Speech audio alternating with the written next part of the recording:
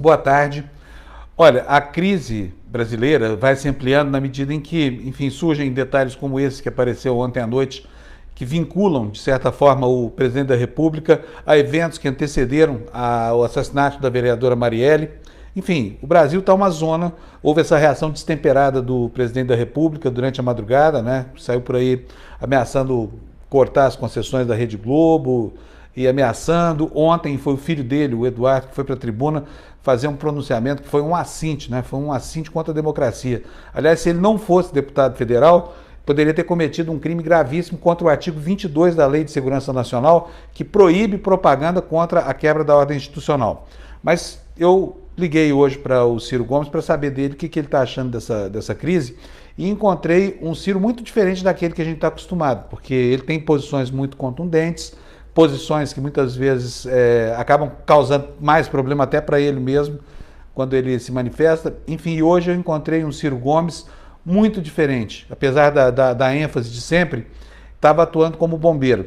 E é essa conversa que vocês vão ouvir agora, para que vocês possam ter uma ideia da gravidade do quadro que se forma no horizonte da nossa política. Ciro, o que está acontecendo no Brasil, hein, na sua opinião? Olha, nesse momento acontece o desdobramento de uma crise anunciada, porque o Brasil vive, Fábio, de adiar a confrontação de certas clarezas, certas verdades, certas realidades, à luz de conveniências e de oportunismos. E nisso é um jogo bastante grave das próprias elites dominantes do país. Uhum. Então, a primeira providência para nós outros, né, o jornalismo equilibrado, os políticos que temos a preocupação com a sorte do país, é baixar a bola. Baixar a bola, não aceitar a gritaria de ninguém, porque isso é o que o Bolsonaro quis fazer. É absolutamente inacreditável, não é, que a gente assista uma reação apoplética, uma reação pirada, para a gente usar aqui uma expressão moderada em relação ao que eu testemunhei na noite de ontem, do presidente da República, da quinta maior nação do mundo, não é? Enlouquecido, translocado e levantando a voz e misturando alho com bugalho, etc, etc. Claro que isso é uma aberração, mas ele tem um instinto, e nesse sentido o instinto dele, ele acertou. O que ele está querendo fazer? Botar muito barulho, muito assunto, muita confusão, aí o Adélio, é a Polícia Federal, é o filho Flávio, é não sei o que e tal, para galvanizar o eleitorado dele e radicalizar o discurso jogando suspeita, né? É a mesma lógica do sereno e frio gesto de botar aquela publicação de um leão heróico acossado de hienas, que são basicamente representativos de todos os antagonismos que uma democracia impõe a quem governa um país, né? Quem governa qualquer coisa, aliás. Então, isto é a primeira providência. E aí, vamos lá. Número 1. É fato inconteste de que há um conjunto constrangedor de pontos de contato explícitos, não tem como enganar, não tem como fazer barulho, não tem como conversar fiado. É fato incontestável de que a família Bolsonaro tem uma ligação cada vez mais despudoradamente esclarecida com a corrupção vil dos gabinetes a partir do próprio Jair Bolsonaro como deputado federal, eu já sabia disso, cansei de falar, e mais grave, na ambiência disso, a conexão orgânica com as milícias. Não é possível ser coincidência, as fotos, os endereços, os contatos e tal, assim. O camarada lá da milícia de Rio das Pedras está foragido, como um dos envolvidos na morte da Marielle, e ele tinha a mãe e a irmã no gabinete do Flávio Bolsonaro. O Queiroz tem 10 homicídios, Flávio. 10 homicídios. Em julho agora, veio um documentário do Zé Padilha que me autorizou a devassar essa informação, porque ele me contou em confiança, e está pronto, é inacreditável. Diz que essa turma toda, os assassinos da Marielle, o Queiroz, todos estavam juntos, numa mesma rádio patrulha, no mesmo camburão, numa data certa aí, que essa gente toda tem conexões absolutas. O Flávio Bolsonaro foi o único deputado na Assembleia do Rio de Janeiro que votou contra uma CPI das milícias, o único. O Jair Bolsonaro fez discursos defendendo o papel saneador das milícias e até falou-se em legalização de milícia. Então, a conexão é flagrante. Isto dito, aí adiante, você estabelecer uma conexão com o assassinato da Marielle, eu acho que é muito explosivamente grave. E neste caso faz o quê? Em nenhuma hipótese aquilo que ele propôs. Constranger o porteiro, usar a Polícia Federal como se fosse uma milícia dele próprio, para constranger, e nisso o papel imundo que o Sérgio Moro tem se prestado a jogar é de cobrir qualquer nação minimamente avergonhada, né, de constrangimento e pudor. Porque ele foi pressionado, acionou o Ministério Público Federal, mas, na verdade, a lei é muito simples nesse caso. Se o presidente for mencionado à altura de qualquer investigação por crime comum, essa investigação se transfere para a ambiência do Supremo Tribunal Federal. E isso é o que se impõe nesse momento. Não pode ser acionar a Polícia Federal, colher depoimento de porteiro, isso não tem nada a ver. Porque a imprensa faz o papel dela, mas o que vale para a justiça é o que está escrito nos autos. E não há um procedimento fora daquele inquérito que está apurando a morte da Marielle. Se neste inquérito que apura a morte da Marielle aparece mencionado o nome do presidente da República, é instantâneo e sem nenhuma dubiedade interpretativa. Os autos, a investigação tem que passar ao controle do Supremo Tribunal Federal. A Constituição impõe o princípio da impessoalidade, mas pela segunda vez consecutiva nessa madrugada, ele fala em tomar atitudes como presidente, como chefe de Estado, para colocar em dificuldade um grupo de mídia, no caso a Rede Globo. Outro dia ele disse que foi a CVM, autorizou a divulgação de balanços com o objetivo de quebrar o jornal Valor Econômico. Quero saber de você o que isso significa à luz do critério da impessoalidade, na sua opinião. Veja, ele tem cometido sucessivos gestos de improbidade administrativa. Isso é flagrantemente improbidade administrativa. No caso brasileiro, nós temos duas impertinências. Uma é a lista aberta da improbidade administrativa.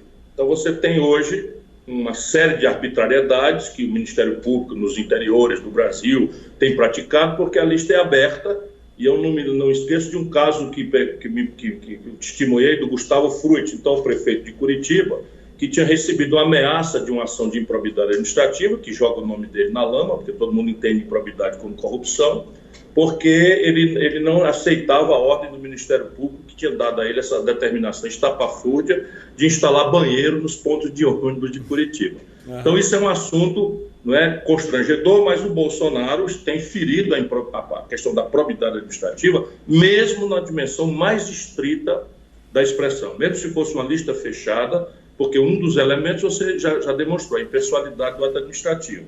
Mas o constrangimento da Polícia Federal, não é, por exemplo, público, o constrangimento a cidadãos, não é, públicos, o constrangimento ao exercício federativo, autônomo, aí já resvala para outra grande questão, que é o crime de responsabilidade.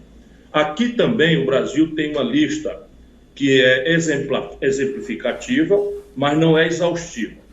Então, por exemplo, o Bolsonaro, quando ele discrimina o Nordeste, naquele discurso que ele fez uma vez chamando de Paraíba, ou quando ele se recusa a enfrentar corretamente sua responsabilidade de conter o extenso prejuízo desta mancha de óleo, né, que chegou ao Nordeste, ele está resvalando o crime de responsabilidade na medida em que atenta contra a unidade da federação, contra a unidade nacional.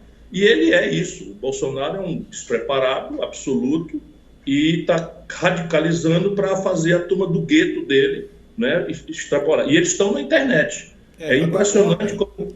Ciro, ontem aconteceu algo também que eu reputo da maior gravidade, queria saber a sua opinião sobre isso. Aquele discurso que o Eduardo Bolsonaro fez, fazendo uma ameaça clara de devolver o Brasil para uma situação ditatorial. Aquilo é óbvio que é uma ameaça. Agora, aquilo é crime que está lá tipificado no artigo 22 da Lei de Segurança Nacional. Você não pode fazer propaganda da quebra da ordem institucional do país. Queria saber o que você acha. O deputado federal, Fábio, de novo, eu estou querendo ver se a gente bota sobriedade no assunto, porque senão, veja bem, a revista Veja abre uma capa dizendo que o Lula é o mandante do crime do Celso Daniel. A revista, a televisão Globo, apressadamente, violentando a imprensa, é livre, tem que ser livre e não pode ser cobrada disso, mas aquele assunto ainda está sob investigação e está sob sigilo de justiça. Portanto, há um exercício normal da mais pura liberdade de imprensa, portanto, não há se condenar nada na imprensa de fazer essa denúncia, mas é precipitado você trazer um indício, elemento grave de indício, né, do eventual envolvimento do Bolsonaro ou da família dele com o assassinato da Marielle. Isso é dramaticamente grave, né? Então, o Bolsonaro, o outro, esse despreparado, um picareta, né, que é um policial despreparado, foi inacreditavelmente indicado para mim embaixador. Felizmente, o Senado Federal teve aí a habilidade de, sem precisar de um trauma maior, dissuadir essa indicação, senão essas tragédias estavam lá. Mas o que a gente precisa fazer em cima desse é 3 discursos esculhambando um bosta como esse, porque aí é que a gente tem que fazer isso. Quer dizer, você é um bosta, rapaz. Se mete aí para reprimir, se mete a fazer de novo a apologia da ditadura, que nós vamos passar por cima de você. É bom você se lembrar dos exemplos do Mussolini. Isso é o que eu faria se eu fosse colega dele, sabe? Mas, por enquanto, ele está dentro da baboseira retórica. Da baboseira. Quer dizer, que você não acha que tem um clima assim de insurreição, de repente um autogolpe, uma coisa dessa? Eles estão apavorados.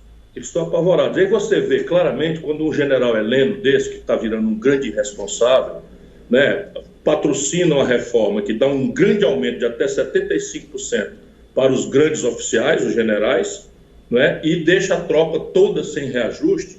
Eles estão introduzindo, por pura fisiologia e egoísmo, essa instabilidade geral no Brasil. O caos completo na institucionalidade do país. E querem acusar os outros. E estão apavorados porque o povo argentino deu uma grande lição, o povo chileno está fazendo uma coisa, o povo venezuelano também está reagindo. Ou seja, o exercício da democracia na rua, eles estão absolutamente em pânico. E nós precisamos esquentar a rua. É a única lição que eles vão aprender é essa. Que fazer o quê? O que tem que ser feito daqui para frente?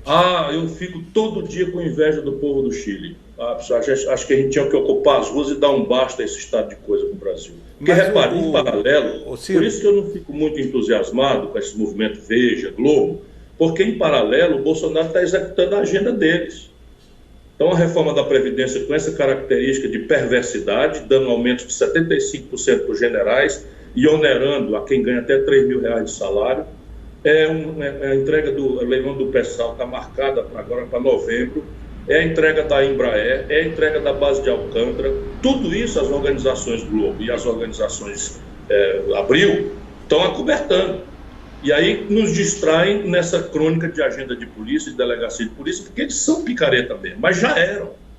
Percebe? Quando o Bolsonaro foi útil para esse baronato brasileiro, eles esqueceram e omitiram do povo brasileiro a consciência de tudo isso. Eu fui colega do Bolsonaro, Fábio. Bolsonaro tinha 5, 6 funcionários fantasmas, 6 funcionários fantasmas. Todo mundo sabia. Está nos arquivos. Você é um jornalista, você pode, a Câmara manter isso tudo no arquivo documentado. Então ele tinha 6 funcionários fantasmas que nunca pisaram lá. Uma delas era a filha do Queiroz, professora de ginástica no Rio de Janeiro, assinava o recibo para o Bolsonaro botar o dinheiro no bolso. E ele ensinou isso para os filhos. O Bolsonaro tinha um irmão nomeado na Assembleia do Rio de Janeiro, de São Paulo, morando no Rio. Percebe? Isso tudo está cansado. O Bolsonaro tem 2 casas nesse condomínio. De onde é que veio o dinheiro para isso? Percebe? Estava tudo aí posto. Mas quando o Bolsonaro foi útil, né, para virar o animador de auditório, embaixo de quem, de cuja responsabilidade o Brasil seria esquartejado como nação soberana, foi muito bom. Ninguém nem sequer tal mamadeira de piroca ou kit gay, eles tiveram, vamos dizer, a decência de esclarecer para o povo brasileiro que aquilo era uma grosseira mentira. Ô Ciro, agora, uma coisa que está me chamando a atenção é o seguinte, porque você é uma pessoa que tem um discurso quase sempre inflamado, né, posições que são posições muito, muito rígidas, às vezes você não tem pena de molestar ninguém com as suas críticas, e você hoje está atuando aí como bombeiro. Está esquisito isso. O que está acontecendo? Não. Eu quero que o Bolsonaro pague pelas culpas que ele tiver. Só que quando a gente começa a gostar da fraude ao Estado de Direito Democrático, porque aquilo alcança o adversário, você, na verdade, está violentando o princípio que amanhã vem contra você. Eu pretendo ser presidente do Brasil. Isso nunca escondi isso de ninguém. E eu não vou deixar que o Brasil seja imolado por um conjunto oportunista de ocasião. O direito é o direito. Então, eu quero que o Bolsonaro pague caro. Ou seja, o que é que eu advogo? Que o Supremo Tribunal Federal assuma e leve essa investigação à última consequência. Eu, inclusive, acho que o Bolsonaro não tem condições morais de presidir o Brasil faz tempo.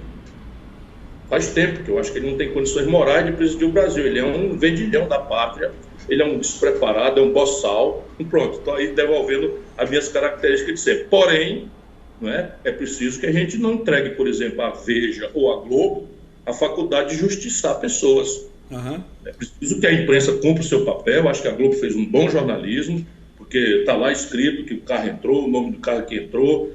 Hoje tem a descoberta de tecnologia de que o interfone de um condomínio pode acionar um celular, você no outro país, inclusive dentro do país. Então, tudo isso tem que ser investigado severamente. Eu espero que o Supremo cumpra a sua tarefa e volto a dizer, coisa que não está fazendo.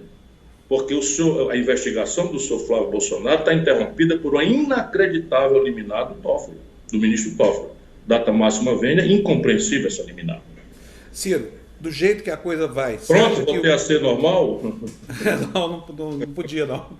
Do jeito que a coisa vai, queria saber a sua opinião. Você, como observador da cena política, você acha que o Bolsonaro termina o mandato? Que há um quadro de desagregação no Congresso?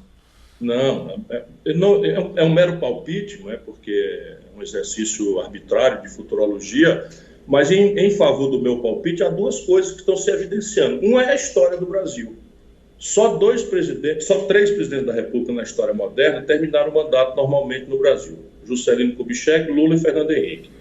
E cada um deles sofreu constrangimentos e problemas, etc. O Lula propôs o impeachment de Fernando Henrique, né? A Dilma sofreu impeachment, o Lula sofreu a escalada do golpista do Mensalão. Não é que não tenha problema, tinha problema, mas a escalada foi de natureza golpista, eu estava lá, eu vi tudo isso. E o Juscelino até atentaram contra a vida dele. E o Bolsonaro não tem preparo para isso, ele não tem treinamento, ele não tem emocionalidade, ele nunca administrou uma bodega das pequenas, ele nunca foi um prefeito, ele não sabe o que é o constrangimento, ele não sabe o que é a impopularidade, que vai se agudizar profundamente. E essa declaração ontem simplesmente acelerou. O jeito que ele falou parecia um maluco, coisa que rigorosamente ele parece que é mesmo, parecia um idiota, um louco, translocado, e pior, um louco sem assessoria. Quer dizer, como é que alguém deixa o presidente da República às 4 horas da manhã, a partir de um país estrangeiro, né? Aquilo bastava sair uma nota sóbria, firme e tal, dizendo que aquilo era uma indignidade, que ele repudiava e que amanhã, voltando ao país, trataria do assunto com a devida ênfase, etc., que ia anunciar que ia processar a Globo. Por que não faz isso? Porque ele sabe que é o mais puro jornalismo. Aí vai ameaçar caçar. Ele acha que tem esse poder todo. Ele está completamente enganado. Quando ele for caindo em si, de que ele não é o dono do Brasil, é só um presidente medíocre que se elegeu na esteira de uma grande fraude provocada pelo ódio, a corrupção e a debacle econômica que a experiência do PT produziram, ele não aguenta. Vai pedir para sair. Então quer dizer que você está se preparando para entrar em campanha de novo, porque a Constituição manda fazer eleição logo, em caso de impeachment, antes do fim do segundo ano. Não é, Fábio. Não. A Constituição não diz isso. A Constituição diz que assume o jumento de cargo, o vice dele. Assume, mas ele tem que convocar a eleição. Não tem que convocar eleição nenhuma. O vice assume e tira o resto do mandato. É isso aí a tragédia brasileira. Então você acha que nós terminamos a era Bolsonaro com o vice-presidente no comando do país? Que é coisa pior do que ele, porque não tem essas caricaturas adjetivas, é mais muito idiota e muito reacionário e muito entreguista. Ora, agora, me parece, a última pergunta que eu vou te fazer, eu vou te deixar trabalhar aí, porque seu dia deve estar muito cheio. É o seguinte, me parece que há uma tentativa clara de estabelecer uma relação de contato, não com o estamento militar, mas sim com o estamento policial, né? Essa história de, enfim, franquear armas, não sei o que mais, deixar a legislação mais fragilizada para facilitar a atuação de milícias. Eu queria saber de você que quadro é esse que está se formando na sua... É um quadro proto-fascista. É um quadro proto-fascista porque, eu volto a lhe dizer, ele tem esse espírito autoritário, e o espírito autoritário entre os covardes precisa de força dos outros para suportá-lo. Que é o que o Bolsonaro é, um grande frouxo, um grande covarde, que portando uma arma foi assaltado e simplesmente entregou a arma e a moto para o bandido. E depois esse bandido apareceu morto, né, no Rio de Janeiro, e ele é ligado a isso tudo, a esses justiçamentos, essas coisas. Todo mundo sabe disso, as organizações de luta estão cansadas de saber que o Bolsonaro não é deputado do Ceará, é deputado há 28 anos no Rio de Janeiro. No Rio de Janeiro, ligado ao Sérgio Cabral, ligado ao Pisciani, ligado ao Brazão, ligado, sabe, a tudo que não presta. O Eduardo Cunha, que ele chamou publicamente de herói, no dia da votação do impeachment, ele faz a apologia da tortura com brilhante Ustra. Qual é a novidade? Qual é a novidade? Para mim, nenhuma. A novidade agora é que parece que ele está com o bagaço chupado, que deve ser descartado. E o idiota pensa que tem poder. Né? Bom, tá bom, Ciro. Muito obrigado, então, pela sua entrevista. Vamos ver quais são os desdobramentos disso aí, porque a crise, se tiver a gravidade que está anunciada, não, mas ela é seríssima. Tem, porque isso é fato. Qualquer investigação feita por um sargento do interior do Ceará vai evidenciar as conexões do Flávio Bolsonaro e do Carlos Bolsonaro com as milícias. Qualquer cabo de polícia faz essa investigação com um bloco de cadernetinha de nota na perna. Agora, feito isso, nós temos um passado muito recente nosso, há menos de 4 anos, né, há menos de 3 anos, a história de uma presidente que cometeu um crime fiscal. Nunca cometeu crime nenhum. Então, vamos supor, para argumentar, que ela tenha cometido o crime fiscal das pedaladas sejam algo grave. Agora, morte, milícia, crime político é muitas vezes mais grave. É o fundo do poço. Você imagina como é que isso explode no universo popular brasileiro? Que a minha angústia é essa. Por isso que eu estou tentando ser uma voz aqui de severidade, mas de equilíbrio, porque imagina como é que isso explode em 14 milhões de desempregados, 63 milhões e 700 mil brasileiros humilhados por nome sujo no SPC, com essa tragédia socioeconômica da saúde que não presta, as epidemias voltando, e de repente ver o mundo político mergulhado nesse tipo de vulgaridade, de quinta categoria. Isso é o fundo do poço. E o outro constrangimento é o seguinte: agora temos um presidente da República, projeção personalíssima da nacionalidade brasileira no estrangeiro, suspeito de vinculação a um assassinato, não é, de uma ridicularia fatalista. Quer dizer, eu não sei nem qual é a palavra que eu uso aqui, mas assim, de um passadismo do século XVIII, sabe, do crime político, assassinar um adversário político, enfim, com requintes de covardia extrema, né, porque uma mulher negra, enfim, isso é o fundo do poço. Eu não queria estar vivendo esse período que o Brasil está vivendo.